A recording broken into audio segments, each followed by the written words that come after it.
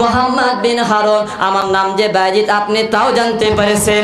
আপনি আল্লাহর এত মাহবুব বান্দা, এত কাছের লোক, আপনি আল্লাহর এত কাছের বান্দা হয়ে আপনি আমার নাম যে বাইজিদ আপনি কেমন করে জানলেন? এইবার আল্লাহর ওলি হযরতে মুহাম্মদ বিন হারুন বললেন, ও ভাই বাইজিদ, একদিন আমার মা, আমার স্ত্রী রান্না কাজে ব্যস্ত ছিল, আমার মায়ের সঙ্গে ঝগড়া হয়, কলহ হয়, আমি বইয়ের পক্ষ লইয়া মাকে একটা ধাক্কা মেরেছিলাম, মা আল্লাহর জমিনে পড়ে যায়। আল্লাহর জমিনে পড়ে যাওয়ার পরে আমার জন্য বদদুয়া করে, আল্লাহ যেন তোকে জাহান্নামে নেয়। ও বাইজিদ, ওই যে আমি মা আমার জন্য বদদুয়া করলো, আমি সঙ্গে সঙ্গে মা দুখানা পা চেপে ধরে আমি ক্ষমা চাইলাম, আমার মা দোয়া করলো, ও আল্লাহ, আমার ছেলে মুহাম্মদ বিন হারুন যেখানে যে অবস্থায় থাকবে তোমার সঙ্গে যেন সরাসরি কথা বলতে পারে। বলেন সুবহানাল্লাহ। এই জন্য তোমার নাম যে বাইজিদ আমি আল্লাহর রহমতে জানতে পেরেছি।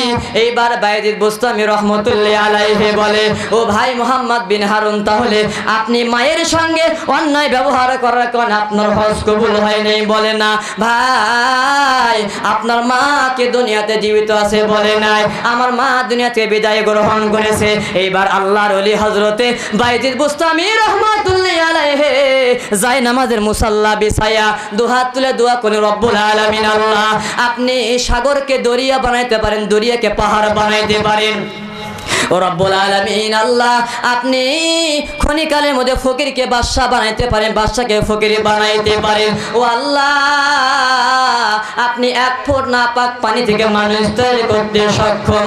ও মালিক, সামান্য অপরাধ মুহাম্মদ বিন হারুনের আপনি ক্ষমা করে দিন। আমার আল্লাহ ইলহামের মাধ্যমে জানাই দিল, বাইজিদ,